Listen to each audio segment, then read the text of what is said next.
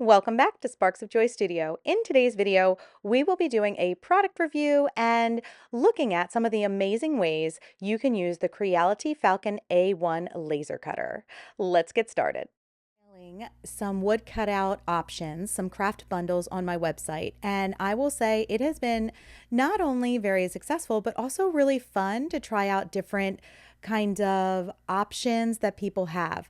There are ways to have options where you can just paint the wood cutouts. There's options where you can then include some clay molds, and there's ways you can layer some of the wood cutouts that I have on my website.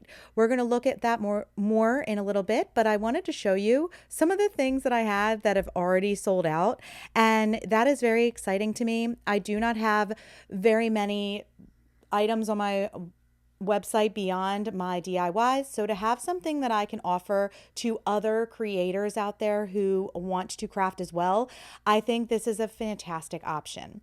So I'm going to dive in a little bit more to how I created some of these ideas and how I use my laser cutter to have it kind of bring my ideas to life.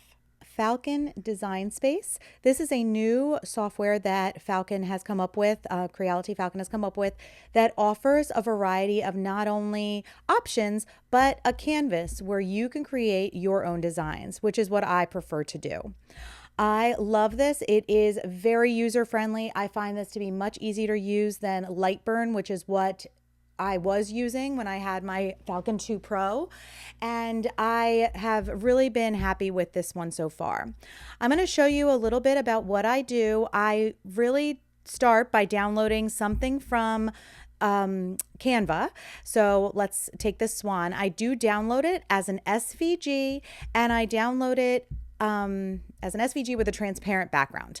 And then what I like to do when I get into this design space is I'm going to now customize it, because if I leave it like this, one of two things will happen. If all of the lines are the same color, it will either cut everything or engrave everything. Right now, you can see over here it is set to line engraving, but I do not want it to engrave everything. The first thing we need to do to kind of set this up for the laser cutter is to ungroup all the lines. You see ungroup here. Once you do that, you can now click on different parts of this design to make it do different things. Since line engraving is already set right now for the entire design because of the color, I want to change this one to a different color to have it be, instead of engraving, I want it to cut. So let's see, we are going to now add another layer, and we are going to have it do line cutting. Okay. And then when I do that, I make sure that I have the lines picked that I want to cut, and I make sure that those colors are now changed. So if you look, if you zoom in, oops, sorry, you will see that now they are two different colors. There's black on the inside and the light blue on the outside. All right, and now it is set for you to be able to engrave the inside lines and then cut the outside lines. The other reason that I find this to be very user friendly, and I apologize for zooming in and out, I'm still getting used, my mouse or my touchpad is very sensitive when it comes to zooming in and out on this design space. Anyway, I make sure that I choose the material that I am using. Most of my materials are going to be that basswood board, and I typically use 5mm. I usually use 4mm, and it is 300 by 300 millimeters. And so that ends up being like a 12-inch board. I will choose those, and once I do that, it automatically configures everything I need for cutting as well as for engraving. It's already automatically set up, which makes it much easier than using Lightburn, where I felt like I had to kind of play around with this to get the right cut. So now that we have this all set up, let's go over to the cutter and get this cut out. Here is the setup that you see over here. I have my computer set up with our swan here, and I am now going to plug in. It is a USB-C. It does come with a USB, but I have an adapter, and I think that it came with an adapter too. I'm not quite sure. I have a bunch of these adapters. They're very inexpensive. I get them off of Amazon, and I'm just going to go ahead and plug it in. I do plug it into my space or onto my computer before I turn on the machine. And I also, and I'm not going to take my camera off of the stand it's on, but I do have everything already set up with my exhaust going out the door. I think you guys have seen that in a previous video. I'm going to switch this on now, and now it's all set. It's going to turn on. This is where I will come in and show you where we frame. So when everything is connected, we're going to frame. I choose absolute coordinates, which means it's starting right at the bottom left of the machine. And then auto plan means that the laser cutter itself will be planning out how it's going to engrave and cut, which again, I love. All right, we're going to frame.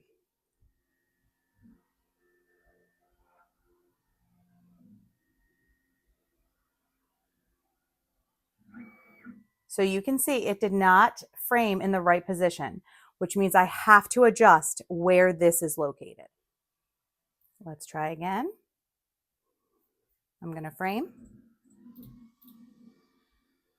It's staying within the space, staying within the space. And it is actually a little bit small. So we have a couple options here. It's actually all within, but we do have some extra. So we can either make this swan bigger or we can do multiples. For the purposes of this project, I'm just going to go ahead and expand this a little bit. Watch again. Let's see how it frames.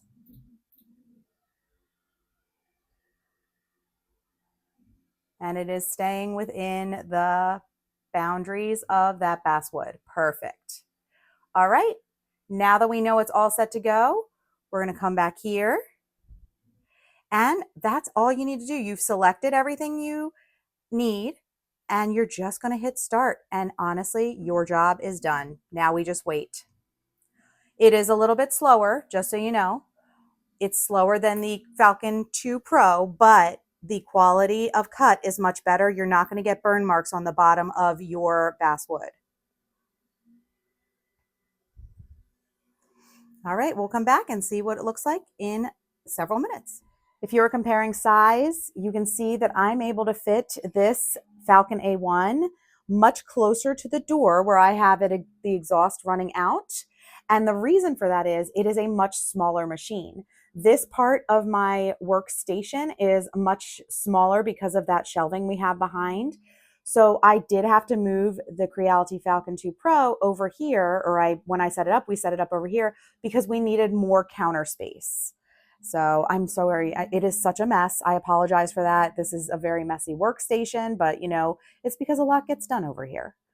I do like that the Falcon A1 is small enough to fit on a not as wide of a space, and it is so versatile. Like the other one is very loud and it doesn't create that much dust on the outside, but when you open it, sometimes there is some smoke that comes out.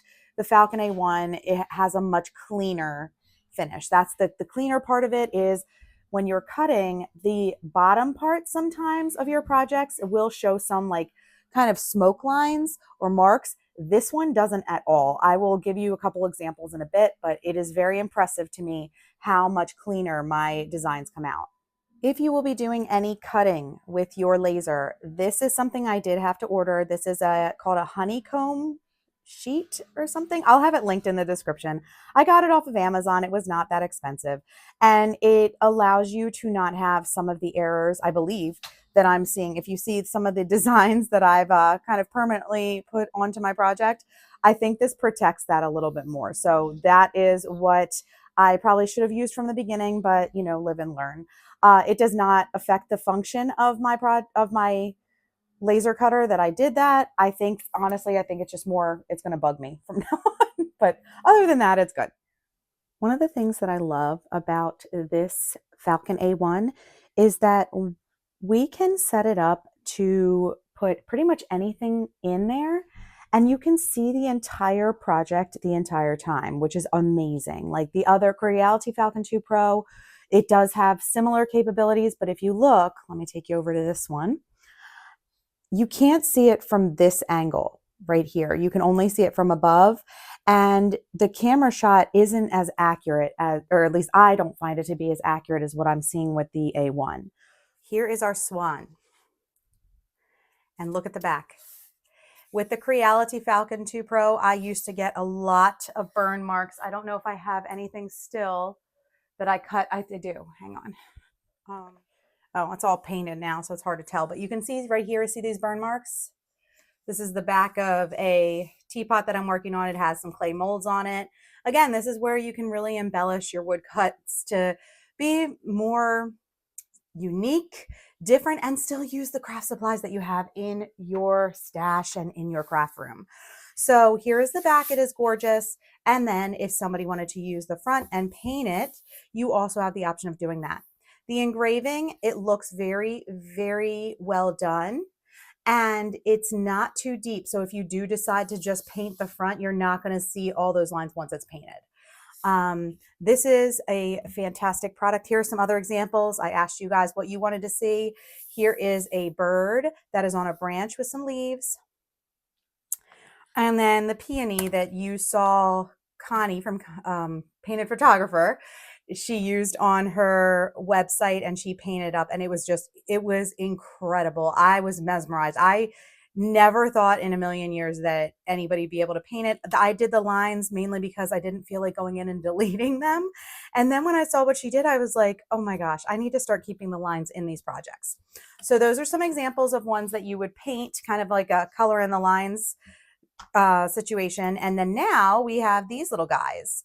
These are our little birds. I will say some of them are they were so skinny that this is what's happening to them. So I did decide that I have to use a little bit of a bigger one. This is a big bird. And instead of using this, and because this was already kind of detailed on the inside the same way you saw with these, but instead I left these as a cut. I deleted out most of those cut lines, and then I just left this one, and I decided to layer it. So it was positioned on the software in two separate spaces so that it would cut out, but then I can layer it when I go to put it together.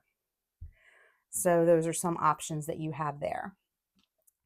Here's another option you have.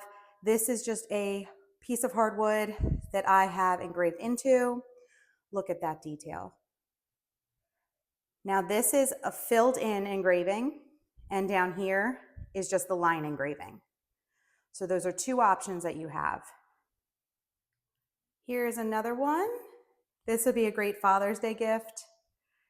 And for this one, everything is engraved like with the fill-in.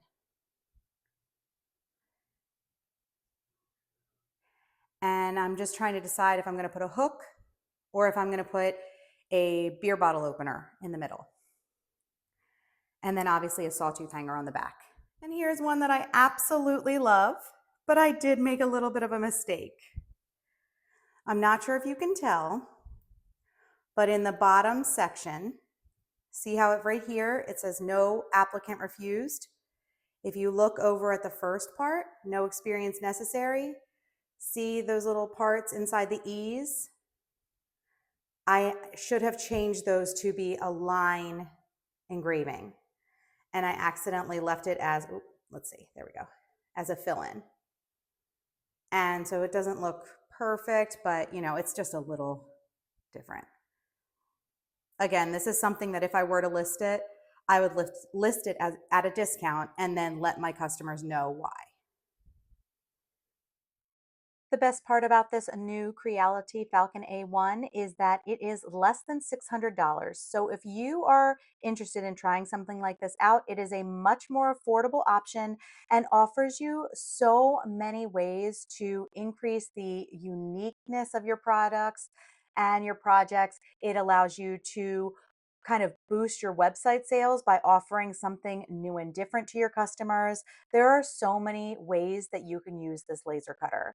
I've only presented a few options, but I'm sure that many of you are probably thinking in your heads about all the different ways that you can use this for yourself and for your business as well. If you'd like to look into it more, there is a link in the description box. I hope you've enjoyed today's video. I will be back very soon with some amazing thrift flips for spring and summer.